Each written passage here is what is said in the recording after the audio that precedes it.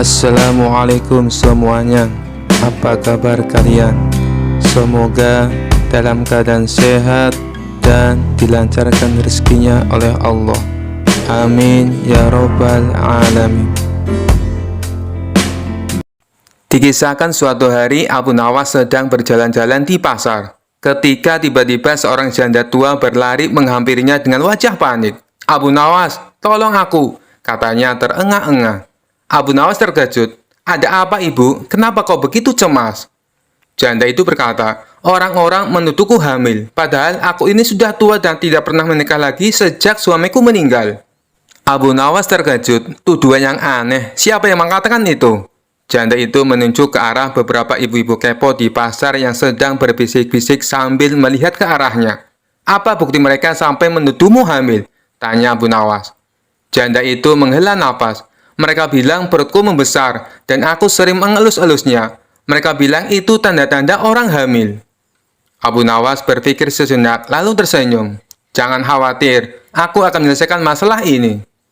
Abu Nawas membawa janda itu ke tengah pasar dan memanggil semua orang yang menuduhnya hamil. "Wahai warga pasar, kalian menuduh janda ini hamil, benar?" "Benar," kata seorang ibu-ibu dengan tangan di pinggang. Abu Nawas mengangguk. "Baik, kalau begitu aku punya dua pertanyaan sederhana." Para warga mendengarkan dengan serius. "Pertama, siapa yang menghamili janda ini?"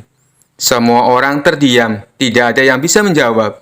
Abu Nawas melanjutkan. "Kedua, apakah kalian pernah melihat sebuah semangka hamil?" Para warga makin bingung. Semangka hamil? Tidak mungkin. Semangka hanya tumbuh besar, tidak bisa hamil. Abu Nawas tersenyum dan menunjuk janda itu. "Nah, janda ini juga hanya tumbuh besar, tapi tidak hamil. Kalian tidak bisa menuduh tanpa bukti." Semua orang saling pandang dan akhirnya tertawa. Mereka sadar bahwa mereka hanya bergosip tanpa dasar. Sejak hari itu, janda itu tidak lagi diganggu, dan Abu Nawas kembali menjadi pahlawan di pasar. Kisah selanjutnya. Dikisahkan suatu hari, seorang pandita dari India datang ke istana Raja Harun al-Rasyid. Ia terkenal pandai berdebat dan ingin menguji kecerdasan orang-orang di negeri Baghdad. Dengan penuh percaya diri, ia berkata di hadapan raja dan para ulama, "Wahai raja, tahukah engkau bahwa Ka'bah sebenarnya adalah milik agama kami, agama Hindu?"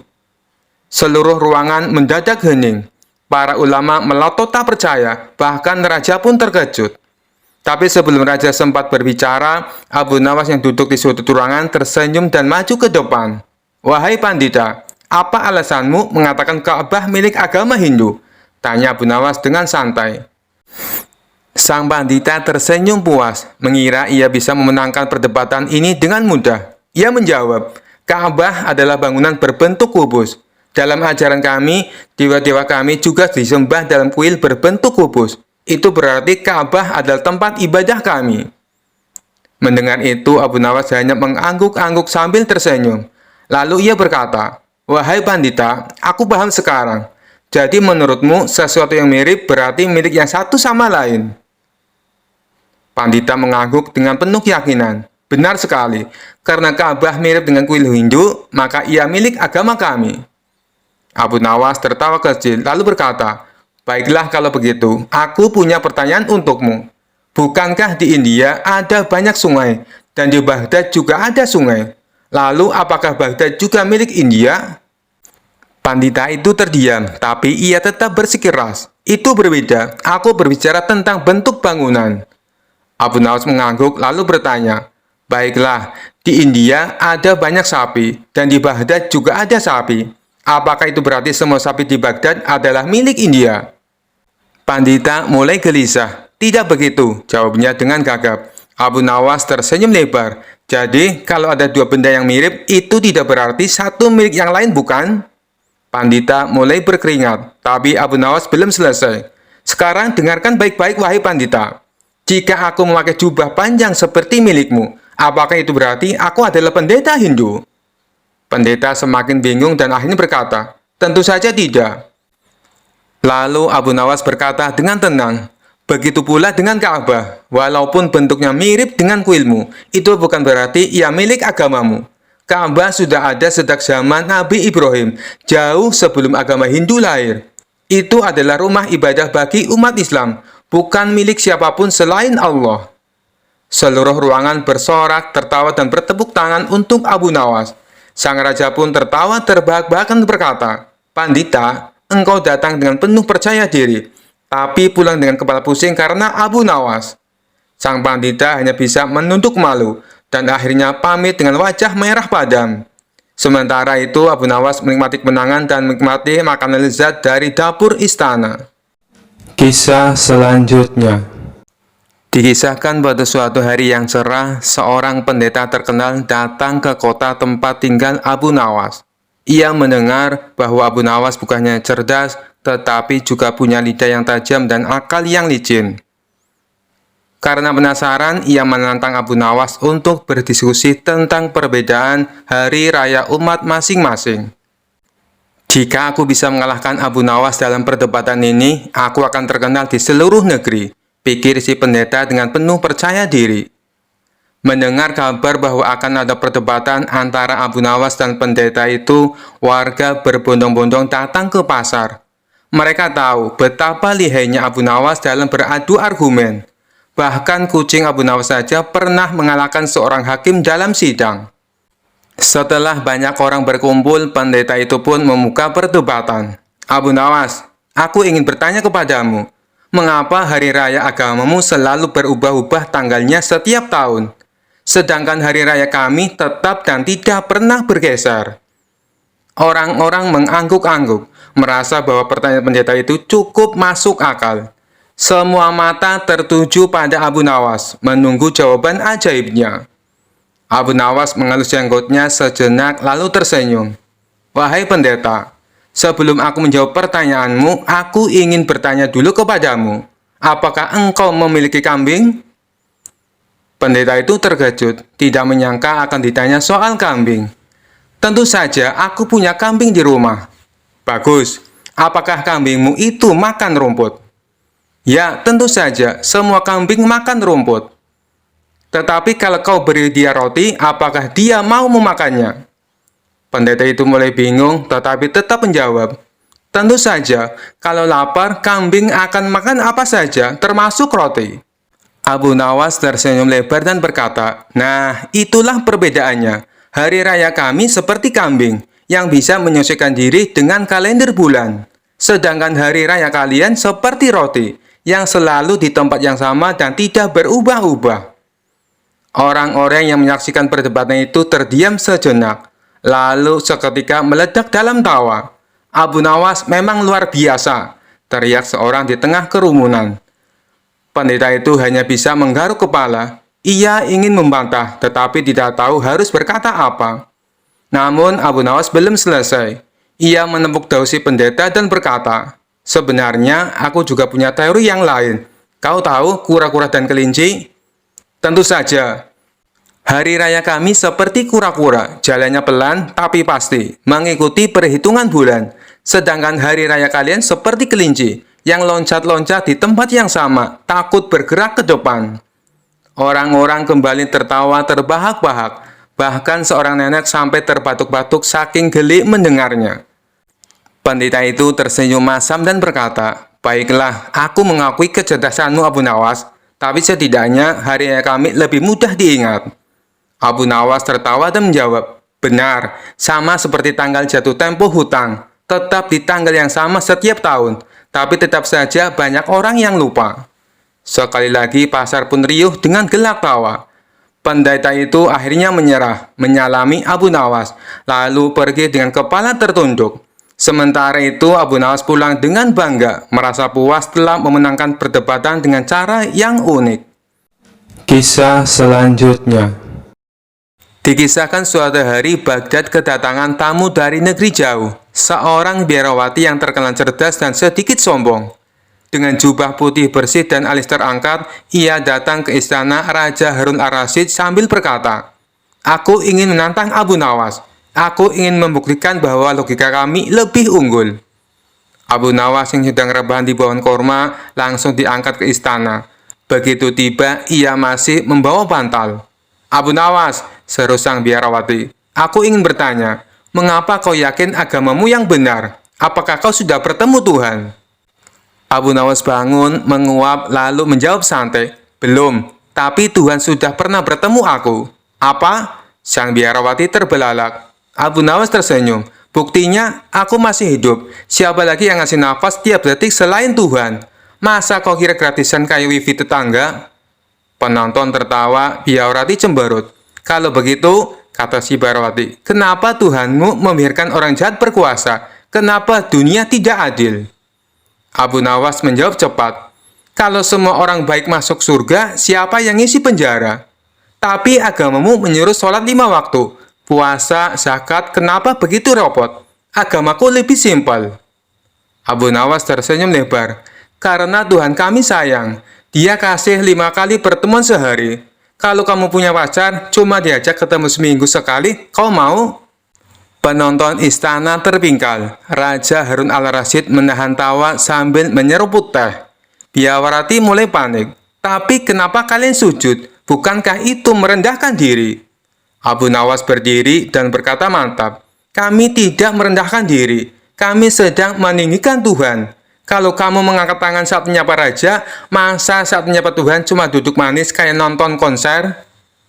Ruangan sunyi. Biarawati diam, matanya berkaca-kaca. Ia lalu berkata pelan, Abu Nawas, jawabanmu aneh, lucu tapi masuk akal. Abu Nawas tersenyum. Logika tanpa hati hanya jadi debat kusir. Tapi kalau kau gunakan hati, mungkin kau akan menemukan kebenaran. Tiba-tiba Biarawati berdiri. Suaranya lirih namun tegas. Ajarkan aku 2 kalimat itu. Abu Nawas pun mendekat, membimbingnya dengan lembut. Asyhadu an la ilaha illallah wa asyhadu anna Muhammadar Rasulullah. Seisi istana sunyi, bahkan angin pun seolah berhenti. Beberapa detik kemudian, raja berdiri dan bertepuk tangan. Abu Nawas, debat paling lucu, paling damai dan paling menyejukkan hati. Abu Nawas mengangguk, lalu duduk kembali di bawah pohon kurma sambil berkata, akhirnya debat ini berbuah manis, seperti kurma Ramadan tapi gratis. Kisah selanjutnya. Dikisahkan suatu hari Abu Nawas merasa dirinya kurang ilmu dan ingin menjadi lebih sakti. Ia mendengar ada seorang pertapa tua yang konon memiliki kesaktian luar biasa. Abu Nawas pun pergi menemui sang pertapa di puncak gunung. Setelah perjalanan jauh dan melelahkan, akhirnya ia sampai di gubuk kecil tempat pertapa itu tinggal. Wahai guru, aku ingin belajar ilmu kesaktian, kata Abu Nawas penuh semangat. Sang pertapa mengelus jenggotnya dan tersenyum. Anak muda, belajar ilmu sakti itu butuh kesabaran dan pengorbanan. Apakah kau siap? Tentu guru, jawab Abu Nawas dengan penuh keyakinan. Sang pertapa pun berkata, baiklah, ada 3 ujian yang harus kau lalui sebelum aku mengajarkan ilmu kesaktianku. Sang pertapa membawa Abu Nawas ke sebuah batu besar dan berkata, jika kau ingin menjadi sakti, kau harus mengangkat batu ini. Abu Nawas berusaha mengangkatnya. Ia menarik nafas dalam-dalam dan mendorong dengan sekuat tenaga. Namun batu itu tidak bergerak sama sekali. Abu Nawas terjatuh ke tanah sambil menggap-menggap. Guru, ini mustahil. Batu ini terlalu berat. Sang pertapa tersenyum. Pelajaran pertama, jangan memaksakan diri pada sesuatu yang tidak bisa kau ubah. Gunakan akal, bukan otot. Abu Nawas mengangguk sambil berpikir, oke, kalau begitu aku akan pakai akal di ujian berikutnya. Sang pertapa lalu berkata, sekarang kau harus bertapa di dalam hutan selama 1 malam tanpa makan dan tanpa minum. Abu Nawas mengangguk dan pergi ke dalam hutan. Namun baru beberapa jam perutnya mulai keroncongan. Saat itulah ia melihat ada seekor ayam lewat. Tanpa berpikir panjang, Abu Nawas menangkap ayam itu dan memasaknya. Aku memang tidak boleh makan di hutan, tapi siapa bilang aku tak boleh makan di dekat hutan, katanya sambil tersenyum licik. Keesokan harinya, ia kembali ke pertapa dengan wajah puas. Sang pertapa bertanya, apakah kau berhasil bertapa? Abu Nawas menjawab, tentu guru, aku tetap di dekat hutan dan berhasil bertahan. Sang pertapa tertawa dan berkata, pelajaran kedua, orang cerdik selalu mencari jalan keluar dalam situasi sulit. Abu Nawas mengangguk bangga. Aku siap untuk ujian terakhir, guru. Sang pertapa lalu berkata, "Sekarang ujian terakhir. Kau harus tetap tersenyum, meskipun aku memarahimu dan menghina dirimu." Abu Nawas mengangguk. Lalu sang pertapa mulai mencaci maki Abu Nawas. "Kau ini bodoh, pemalas, tidak pantas jadi muridku." Abu Nawas tetap tersenyum. Sang pertapa semakin marah. "Kau tidak punya otak, bahkan kucing lebih pintar darimu." Abu Nawas tetap tersenyum. Sang pertapa mulai curiga. "Kenapa kau tetap tersenyum?" Abu Nawas menjawab santai, "Karena aku sudah belajar dari 2 ujian sebelumnya, guru." "Maksudmu?" tanya sang pertapa. Abu Nawas tersenyum licik. "Aku tidak mau memaksa diri seperti mangkat batu, dan aku selalu mencari jalan keluar dalam situasi sulit. Maka dari itu, aku menutup telinga sejak tadi, agar tak mendengar hinaanmu." Sang pertapa terdiam, lalu tertawa terbahak-bahak. "Kau memang cerdik, Abu Nawas. Baiklah, kau tak butuh ilmu sakti, karena kecerdikanmu sudah lebih hebat dari kesaktian." Abu Nawas pulang dengan bangga, merasa bahwa kecerdikan adalah ilmu paling sakti yang pernah ia pelajari. Kisah selanjutnya. Dikisahkan pada suatu hari, kabar tentang kecerdikan Abu Nawas sampai ke negeri Mesir. Para ulama di sana merasa penasaran dan mengutus 10 orang ulama terbaik untuk menguji kepintaran Abu Nawas dalam sebuah debat ilmiah. Setibanya di istana Raja Harun ar-Rasyid, ke-10 ulama itu duduk melingkar dalam aula kerajaan, siap berdebat dengan Abu Nawas. Raja tersenyum dan berkata, "Abu Nawas, hari ini kau harus menghadapi 10 ulama Mesir sekaligus. Apakah kau siap?" Abu Nawas menghela napas panjang. Ia melirik ke arah para ulama yang tampak serius dan penuh wibawa. Kemudian ia tersenyum dan berkata, "Wahai Baginda, bukankah ini tidak adil?" "Kenapa tidak adil?" tanya Raja heran. Abu Nawas menjawab dengan wajah polos, "Karena aku hanya sendirian, sementara mereka ada 10 orang." Para ulama pun tertawa kecil, mengira Abu Nawas takut berdebat. Namun Abu Nawas melanjutkan, "Tapi baiklah, aku punya solusi agar adil. Karena aku 1 orang dan kalian 10 orang, maka aku hanya perlu memberikan 1 jawaban untuk 10 pertanyaan kalian." Para ulama langsung bingung. "Bagaimana bisa 1 jawaban untuk 10 pertanyaan?" tanya salah satu ulama. Abu Nawas tersenyum lebar. "Coba saja, silakan kalian bertanya bersama-sama. Nanti aku jawab sekaligus." Para ulama saling berpandangan. Mereka merasa tertantang dan akhirnya setuju. Lalu serempak mereka mengajukan 10 pertanyaan sekaligus dalam 1 waktu. Apa hukum berpuasa tapi lupa sahur? Mana yang lebih utama, ilmu atau amal? Bagaimana cara mendekatkan diri kepada Allah? Apakah manusia punya takdir atau kebebasan? Bagaimana hukum mencuri demi kelangsungan hidup? Apakah iblis bisa bertobat? Bagaimana tata cara sholat yang khusyuk? Apa makna sejati dari keikhlasan? Apakah jin bisa menikah dengan manusia? Bagaimana cara agar hati tetap tenang? Setelah mendengar semua pertanyaan itu, Abu Nawas tersenyum lebar dan dengan santai menjawab, "Aku tidak tahu." Ruangan langsung hening sejenak. Lalu raja dan para hadirin langsung tertawa terpingkal-pingkal. Salah satu ulama pun berkata, "Abu Nawas, jawabanmu tidak adil. Kau harus menjawab dengan serius." Abu Nawas mengangkat bahu dan berkata, "Wahai para ulama yang mulia, kalian mengajukan 10 pertanyaan sekaligus. Aku hanya 1 orang. Jadi aku memberikan 1 jawaban untuk 10 pertanyaan. Bukankah ini adil?" Para ulama saling pandang. Lalu akhirnya mereka pun tertawa juga. Salah satu ulama berkata, "Sungguh, kau memang cerdik, Abu Nawas. Kami mengakui kecerdasanmu." Akhirnya 10 ulama Mesir itu kembali ke negerinya dengan membawa 1 pelajaran berharga. Jangan pernah meremehkan kepintaran Abu Nawas. Kisah selanjutnya. Dikisahkan pada suatu hari yang cerah di Baghdad, terdengar kabar bahwa 10 pendeta dari negeri seberang akan datang untuk menantang debat Abu Nawas. Mereka terkenal sebagai para pendeta yang pandai tetapi agak angkuh. Mereka datang dengan pakaian mewah dan jubah mengkilap. Salah satu dari mereka berkata lantang di istana, "Kami datang untuk menguji Abu Nawas yang katanya cerdas itu. Tapi kami yakin dia tidak akan bisa menjawab pertanyaan kami." Raja Harun al-Rasyid menoleh ke pengawal. Cepat, panggil Abu Nawas, sebelum para pendeta ini makin sombong sampai terbang. Tak lama, Abu Nawas datang dengan santai, pakai sandal jepit, baju lusuh, dan membawa nasi bungkus. Aku datang bukan untuk menang, tapi untuk makan. Maksudku untuk menjawab. Pendeta pertama langsung maju.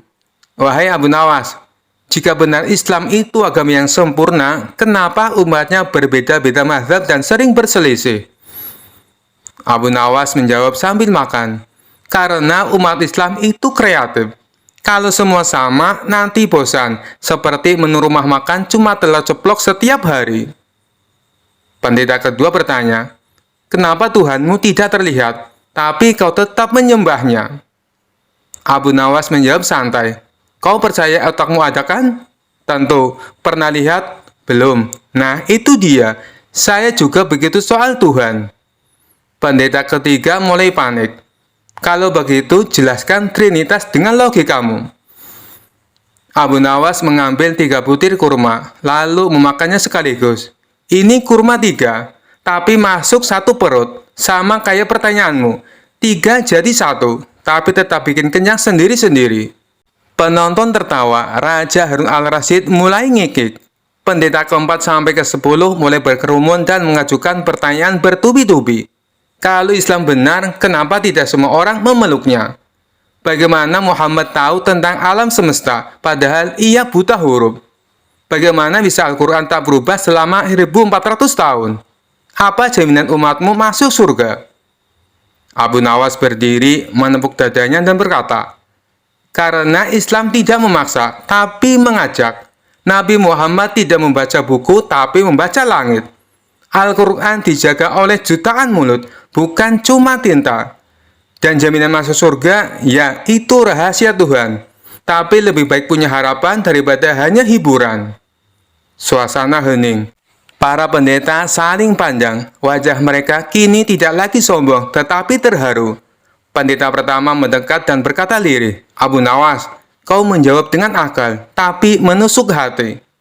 Pendeta kedua ikut bicara. Kami datang dengan keangkuhan, dan sekarang malu dengan kebutuhan kami sendiri. Abu Nawas tersenyum. Ilmu itu seperti air. Yang sombong akan tenggelam. Yang rendah hati akan mengapung. Lalu satu persatu ke-10 pendeta itu berdiri dan berkata serempak, ajarkan kami 2 kalimat itu. Abu Nawas pun membimbing mereka. Asyhadu an la ilaha illallah. Wa asyhadu anna Muhammadar Rasulullah. Seisi istana menangis haru, dan beberapa juga sambil tertawa, karena Abu Nawas sempat menambahkan, dan yang ingin dapat hadiah kurma gratis, silakan ikut baris di belakang. Kisah selanjutnya. Dikisahkan suatu pagi yang tenang di Baghdad, datanglah seorang biksu dari negeri jauh bernama Biksu Lingling. Ia dikenal bijak dan punya keyakinan kuat tentang reinkarnasi, bahwa setelah mati, jiwa manusia akan lahir kembali menjadi makhluk lain. Ia mendatangi istana dan berkata kepada raja, Tuanku, aku ingin berdebat dengan orang paling pintar di negeri ini tentang kehidupan setelah mati. Raja langsung tersenyum. Itu kerjaannya Abu Nawas. Abu Nawas pun dipanggil. Ia datang seperti biasa, pakai jubah lusuh, bawa tongkat dan sandal jepit sebelah beda warna. Biksu Lingling langsung menyapa, Abu Nawas, aku percaya setelah mati, manusia akan lahir kembali. Mungkin jadi monyet, burung, atau bahkan batu. Kau percaya? Abu Nawas manggut-manggut, lalu menjawab santai. Oh, jadi nanti bisa reinkarnasi jadi batu. Wah, saya tahu banyak batu yang cocok jadi tetangga saya. Diem, tapi keras kepala. Semua yang hadir ketawa. Biksu tersenyum. Jangan bercanda, ini serius. Reinkarnasi menjelaskan keadilan semesta. Kalau orang jahat sekarang, nanti lahir jadi nyamuk. Kalau orang baik, bisa lahir jadi pangeran. Abu Nawas tiba-tiba berdiri dan berkata, wahai biksu, kalau reinkarnasi itu nyata, kenapa kamu nggak pernah ingat jadi kodok sebelumnya? Biksu terdiam, karena memori jiwa tak ikut lahir kembali. Abu Nawas tertawa, loh, kalau nggak bisa ingat, terus kita belajar dari mana? Dari kodok-kodok terdahulu? Semua ketawa ngakak lagi, tapi Abu Nawas belum selesai. Abu Nawas lalu berkata, Saya percaya hidup itu satu kali, tapi penuh kesempatan. Dan setelah mati bukan jadi ayam atau batu, tapi kita akan diadili. Dan ditanya, apa yang kamu lakukan selama hidup? Biksu mulai serius mendengarkan. Abu Nawas melanjutkan, bayangkan kalau reinkarnasi itu nyata. Hari ini kamu jadi manusia, besok jadi kucing, minggu depan jadi semangka. Sampai kapan kau muter-muter kayak gasing? Biksu tertawa. Lalu bagaimana menurutmu kehidupan setelah mati?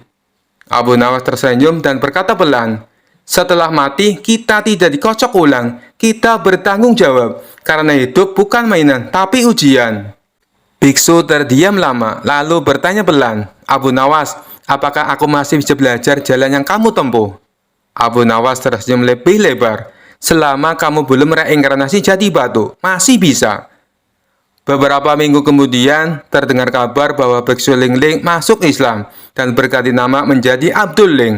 Ia tetap suka duduk bersila, tapi sekarang sujudnya lebih sering. Dan orang-orang berkata, ternyata Abu Nawas bukan hanya lucu, tapi juga bikin hati tertarik untuk ikut sujud. Kisah selanjutnya. Dikisahkan suatu hari Abu Nawas kehabisan uang. Setelah berpikir keras, ia menemukan ide brilian untuk mendapatkan uang dengan cara yang unik. Ia berdiri di tengah pasar dengan meja sederhana. Beberapa botol berisi cairan hijau dan sebuah papan bertuliskan jamu tolak miskin, dijamin kaya. Satu botol sama dengan 10 keping emas. Warga pasar yang membaca tulisan itu langsung heboh. Apa? Jamu tolak miskin? Kalau benar ampuh, aku mau beli. Tak lama kemudian, seorang pria kaya, Tuan Bahil, datang dengan penuh rasa penasaran. Abu Nawas, jamu apa ini? Kenapa harganya mahal sekali? Tuan, ini bukan jamu sembarangan. Ini jamu spesial yang bisa menjauhkanmu dari kemiskinan, jawab Abu Nawas. Apa benar begitu? Sahut Tuan Bahil. Abu Nawas mengangguk penuh percaya diri. Coba pikirkan Tuan. Kalau kau minum jamu ini, kau akan semakin kaya dan terhindar dari kemiskinan selamanya. Tuan Bahil berpikir sejenak, lalu tersenyum sinis. Kalau aku sudah kaya, untuk apa aku beli jamu ini? Abu Nawas tersenyum lebih licik. Nah, itu dia. Buktinya jamu ini memang bekerja. Lihat, kau tidak jadi miskin kan? Jadi jamunya ampuh. Tuan Bahil terdiam. Ia merasa Abu Nawas sedang mempermainkannya, tetapi tidak bisa membantah logikanya. Tiba-tiba seorang pria miskin bernama Abu Melarat datang dengan wajah penuh harapan. Abu Nawas, aku ingin beli jamu ini. Aku sudah bosan hidup miskin. Abu Nawas tersenyum. Tentu, tapi satu botol harganya 10 keping emas. Abu Melarat melongo. Loh, kalau aku punya 10 keping emas, aku sudah tidak miskin. Untuk apa aku beli jamu ini? Abu Nawas langsung tertawa. Nah, itu artinya kau sudah tidak miskin sebelum minum jamunya. Jamu ini benar-benar berkhasiat. Orang-orang yang mendengar pun tertawa terbahak-bahak. Tuan Bahil dan Abu Melarat akhirnya sadar kalau mereka telah masuk dalam jebakan logika Abu Nawas. Sementara itu, Abu Nawas mengemasi dagangnya sambil bersiul santai, karena tahu dagangnya tidak perlu laku. Yang penting ia sudah menghibur banyak orang. Kisah selanjutnya. Dikisahkan suatu hari seorang profesor ahli fisika dari negeri seberang datang ke kerajaan. Ia dikenal sangat pintar dan sering memperdebatkan orang-orang tentang hukum alam. Raja yang suka hiburan memanggil Abu Nawas ke istana. Abu Nawas, kau harus berdebat dengan profesor fisika ini. Jika kau menang, aku akan memberimu hadiah besar. Jika kau kalah, kau pasti tahu akibatnya. Abu Nawas mengangguk dengan senyum santai. Baik, Baginda, saya siap. Profesor itu tersenyum sinis. Aku akan bertanya sesuatu tentang ilmu fisika. Jika kau bisa menjawab, aku akan mengaku kalah. Silakan Tuan Profesor, kata Abu Nawas. Profesor itu mengambil batu dan melemparnya ke atas. Batu itu jatuh kembali ke tanah. Lihat, ini adalah hukum gravitasi. Semua benda yang dilempar ke atas pasti akan jatuh ke bawah. Sekarang coba kau bantah teoriku. Abu Nawas berpikir sejenak. Lalu ia berdiri, mengambil sorbannya dan melemparnya ke atas. Karena sorbannya ringan dan angin sedang bertiup, sorban itu justru terbang dan melayang-layang di udara sebelum jatuh jauh dari tempatnya berdiri. Lihat, kata Bu Nawas, benda yang dilempar ke atas tidak selalu jatuh ke bawah. Buktinya, sorban saya malah terbang. Profesor terdiam. Ia mencoba menjelaskan. Itu karena angin yang meniupnya. Abu Nawas tersenyum. Oh, jadi sekarang ada faktor lain selain gravitasi. Berarti teori Anda tidak selalu benar. Semua orang di sana tertawa. Raja pun mulai menikmati perdebatan ini. Profesor mulai kesal. Ia mengambil gelas air dan menuangkannya ke tanah. Lihat ini Abu Nawas. Air selalu mengalir ke bawah. Itu hukum alam. Tidak ada air yang mengalir ke atas. Abu Nawas mengangguk. Ia lalu mengambil sendok dan mencelupkannya ke dalam gelas. Kemudian ia meniup permukaan air dengan mulutnya. Air pun muncrat ke atas. Nah, lihat. Saya baru saja membuat air mengalir ke atas. Katanya dengan bangga. Raja tertawa terbahak-bahak. Profesor mulai berkeringat. Aku punya satu pertanyaan terakhir, kata profesor. Jika kau benar-benar pintar, coba jelaskan. Mengapa bulan bisa tetap menggantung di langit tanpa jatuh? Abu Nawas menggaruk kepala lalu tersenyum. Mudah sekali. Itu karena bulan tidak punya ibu mertua yang menyuruhnya turun untuk membeli beras. Semua orang tertawa terbahak-bahak, termasuk sang raja. Profesor pun menyerah. Baiklah, aku kalah. Ilmuku tidak bisa mengalahkan kecerdikanmu, katanya pasrah. Raja yang sangat puas dengan hiburan ini memberikan hadiah besar kepada Abu Nawas. Dan seperti biasa, Abu Nawas berhasil menang, bukan dengan ilmu fisika, tapi dengan logika yang kocak dan tak terbantahkan. Sekian dulu perjumpaan kita kali ini. Sampai bertemu lagi di kisah-kisah selanjutnya. Terima kasih yang sudah subscribe dan setia menonton channel ini. Wassalamualaikum warahmatullahi wabarakatuh.